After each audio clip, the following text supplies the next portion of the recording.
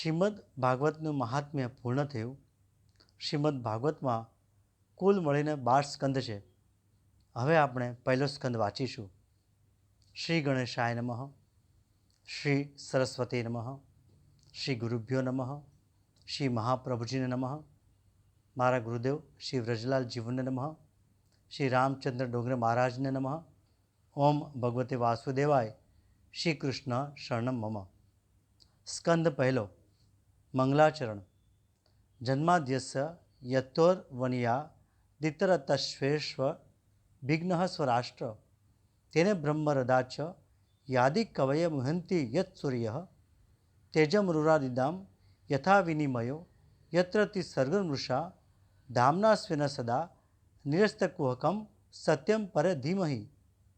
સત્કર્મમાં અનેક વિઘ્નો આવે છે, તે સર્વની નિવૃત્તિ માટે મંગલાચરણની આવશ્યકતા છે. કથામાં બેસો ત્યારે પણ મંગલાચરણ કરીને બેસો. શાસ્ત્રમાં તો ત્યાં સુધી કહ્યું છે કે દેવો સત્કર્મમાં વિઘ્ન કરે છે. દેવોને ઈચ્છા થાય છે કે આ નારાયણનું ધ્યાન કરશે તો અમારા જેવો થશે. તેથી આ દેવની પ્રાર્થના કરવી પડે છે કે હે દેવો, અમારા સત્કાર્યમાં વિઘ્ન ન કરશો. સૂર્ય અમારું કલ્યાણ કરો, વરુણદેવ અમારું કલ્યાણ કરો વગેરે. જેનું મંગલમય આચરણ છે તેનું ધ્યાન કરવાથી, તેને વંદન કરવાથી, તેનું સ્મરણ કરવાથી મંગલાચરણ થાય છે. જેનું આચરણ મંગલ છે તેનું મનન અને ચિંતન કરવું એ મંગલાચરણ. એવો એક પરમાત્મા જ છે. શ્રી કૃષ્ણનું ધામ મંગલ છે, નામ મંગલ છે. સંસારની કોઈ વસ્તુ કે જીવનું ચિંતન કરવાનું નહીં. ઈશ્વરનું ચિંતન ધ્યાન મનુષ્ય કરે તો ઈશ્વરની શક્તિ મનુષ્યમાં આવે. ક્રિયામાં અમંગલપણું કામથી આવે છે. કામ જેને સ્પર્શ કરે છે તેનું સર્વ અમંગલ. શ્રી કૃષ્ણને કામ સ્પર્શ કરતો નથી, તેથી તેનું સર્વ મંગલ છે. જેના મનમાં કામ છે એનું સ્મરણ કરશો તો એનું કામ તમારા મનમાં આવશે. સકામનું ચિંતન કરવાથી આપણા મનમાં સકામતા આવે છે અને નિષ્કામનું ચિંતન કરવાથી મન નિષ્કામ બને છે. શિવજીનું બધું અમંગલ છે, તેમ છતાં તેનું સ્મરણ મંગલમય છે. તેનું કારણ એક જ છે, શિવજીએ કામને બાળીને ભસ્મ કર્યો છે. મનુષ્ય સકામ છે ત્યાં સુધી તેનું મંગલ થતું નથી. તે જ્યારે નિષ્કામ બને છે ત્યારે તેમનું બધું મંગલમય થાય છે.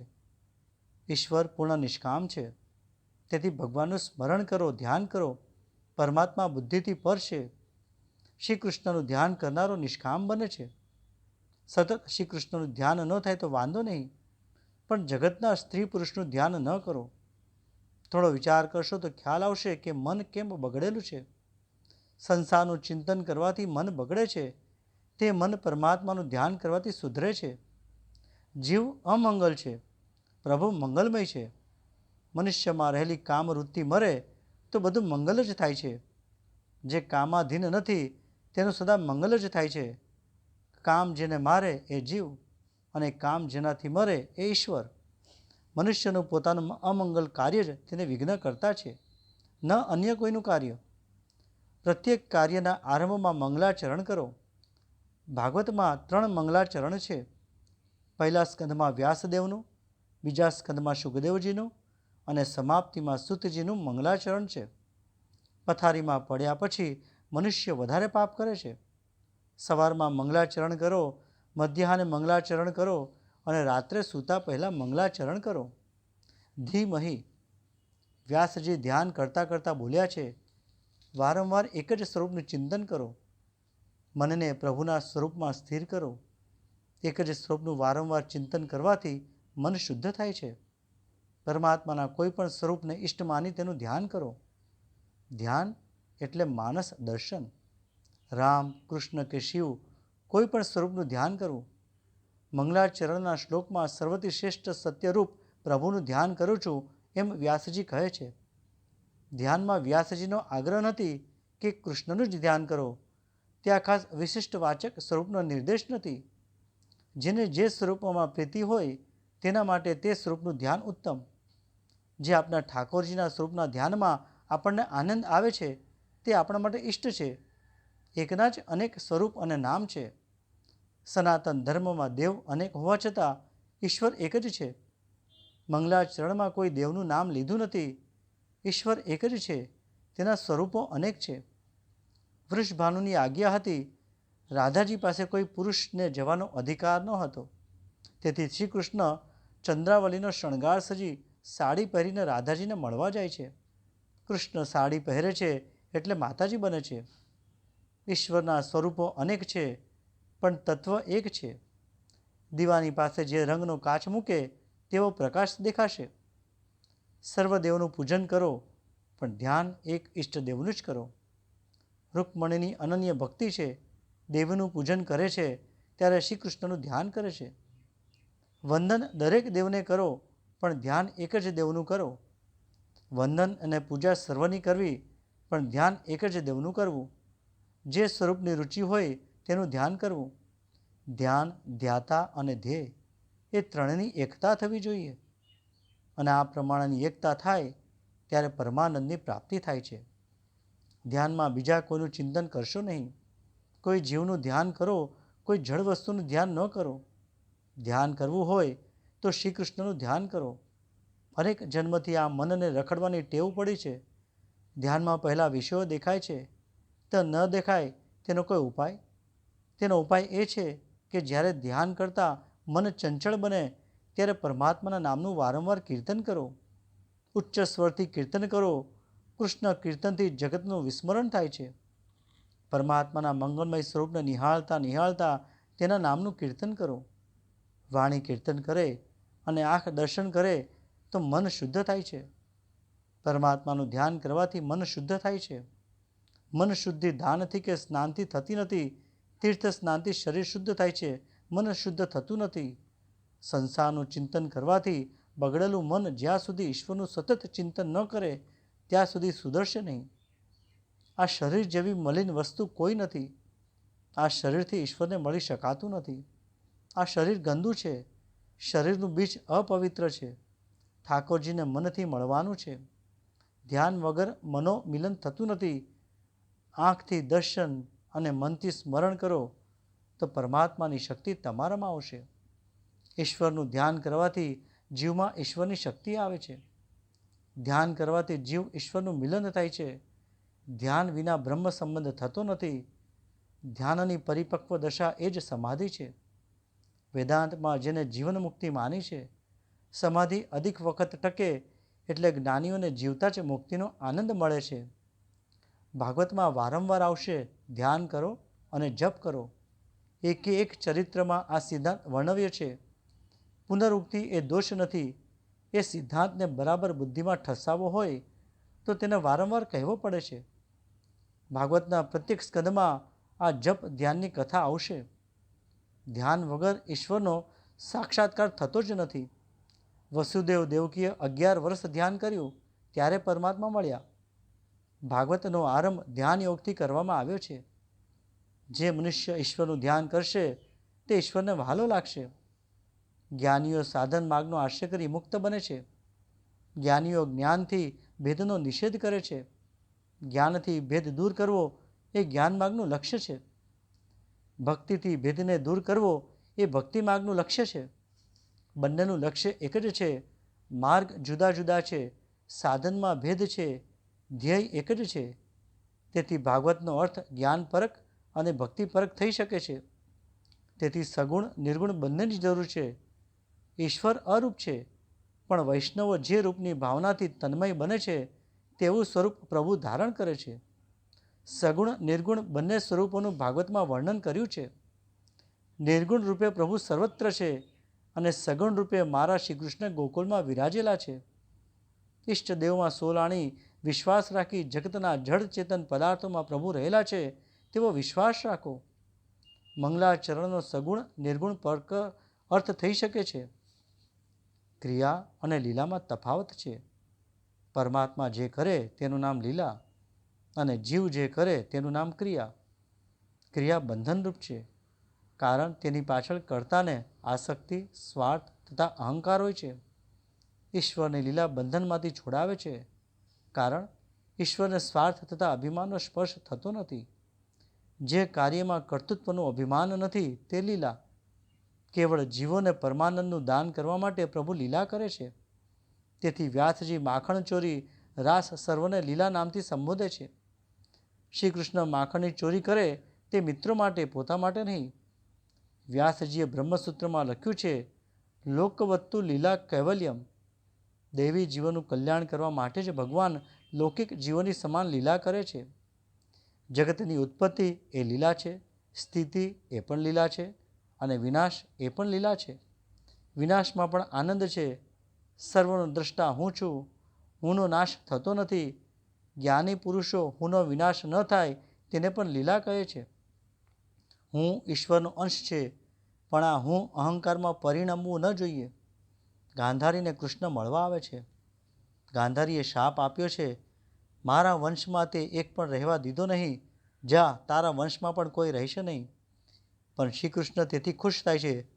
તેઓ કહે છે, માં, હું વિચારતો હતો કે આ બધાનો વિનાશ કેવી રીતે કરવો. સારું થયું તમે શાપ આપ્યો. શાંતાકારમ ભુજગ શયનમ. સર્પ ઉપર શયન કરવાનો વખત આવે તો પણ પરમાત્માને શાંતિ છે. લોકોને પલંગ શયન પથારી શયન કરવા મળે તો પણ મનુષ્યને શાંતિ નથી. શ્રી કૃષ્ણની શાંતિ કેવી છે? લય એ ભગવાનની લીલા છે. જીવને ઉત્પત્તિ અને સ્થિતિ ગમે છે, પરંતુ લય ગમતો નથી. ગાંધારીને આશ્ચર્ય થયું. લોકોને ભગવાન કહે છે તે સાચું છે.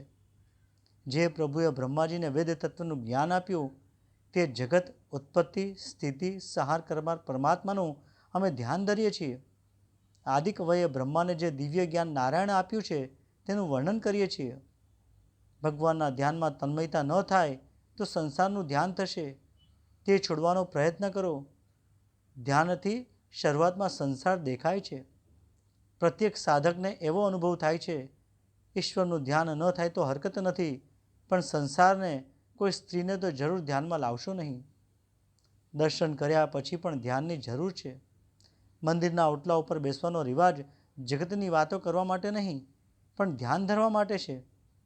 મંદિરમાં જે સ્વરૂપના દર્શન કર્યા હોય તે સ્વરૂપનું ઓટલા પર બેસી ધ્યાન ચિંતન કરવાનું છે.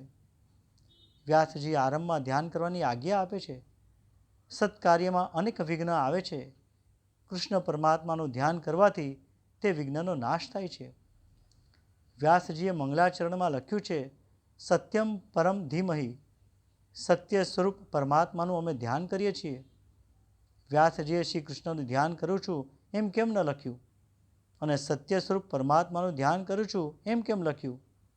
શ્રી કૃષ્ણનું ધ્યાન કરું છું એમ લખ્યું હોત તો શિવ ભક્તો, દત્તાત્રેયના ભક્તો, દેવીના ભક્તો વગેરે એમ માને કે ભાગવત શ્રી કૃષ્ણ ભક્તજનો માટે જ ગ્રંથ છે.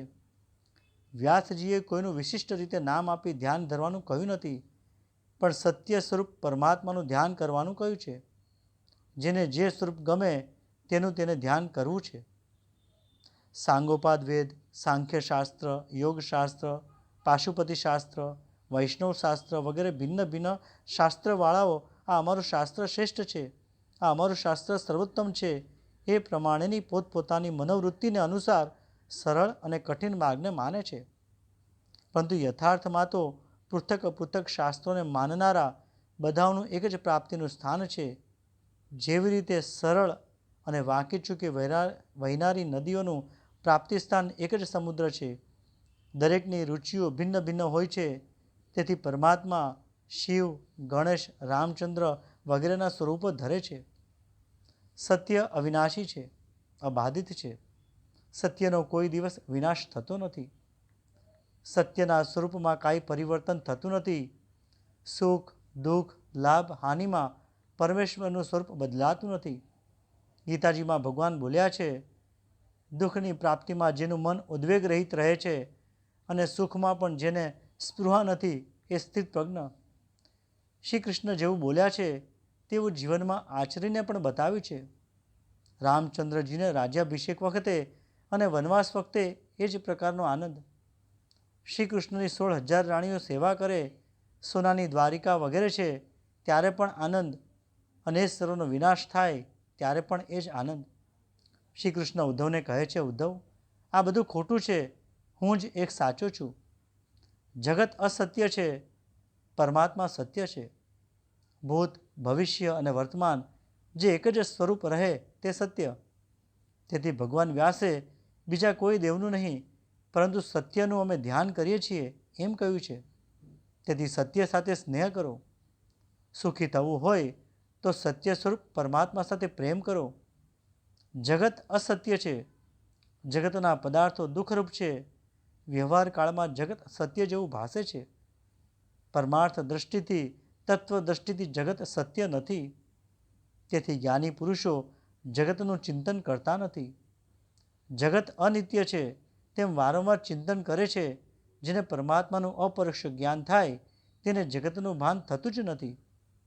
સ્વપ્નમાંથી જાગ્યા પછી સ્વપ્ન જેમ મિથ્યા લાગે છે તેમ ભગવાનના સાક્ષાત્કારથી જગત મિથ્યા લાગે છે. મનુષ્ય સદા સર્વદા એક સ્વપ્નમાં રહેતો નથી. ઈશ્વર એક સ્વરૂપ છે.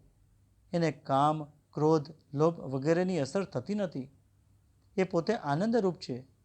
ઈશ્વર વિના જે ભાસે છે તે માયા છે, અસત્ય છે, ભાસ માત્ર છે. રૂપિયો ખોટો હોય તો તેના ઉપર મોહ થતો નથી. તેમાં ખોટા અસત્ય જગત ઉપર મોહ ન કરવો. સ્ત્રી પુરુષના મિલનમાં સુખ થાય છે, પણ વિયોગમાં અતિશય દુઃખ થાય છે. વિયોગ અવશ્ય છે એમ સમજી જગતના જીવો ઉપર પ્રેમ ન કરો. પરમાત્મા અવિનાશી છે, માટે તેમના ઉપર પ્રેમ કરો. અંધારામાં પડેલું દોરડું સર્પ રૂપે ભાસે છે, પરંતુ પ્રકાશ આવતા જ્ઞાન થતાં તેને યથાર્થ સ્વરૂપનું જ્ઞાન થાય છે. એ જ રજૂ સર્પ ન્યાયે આ સંસાર અસત્ય હોવા છતાં માનવીને અજ્ઞાનને કારણે તે સત્ય હોય એમ ભાસે છે. જગતનો ભાસ ઈશ્વરના જ્ઞાનમાંથી થાય છે. ઈશ્વરનું જ્ઞાન નથી એટલે તમને જગત સત્ય જેવું લાગે છે. આ દૃશ્ય જગત બ્રહ્મરૂપ છે, ખોટું છે.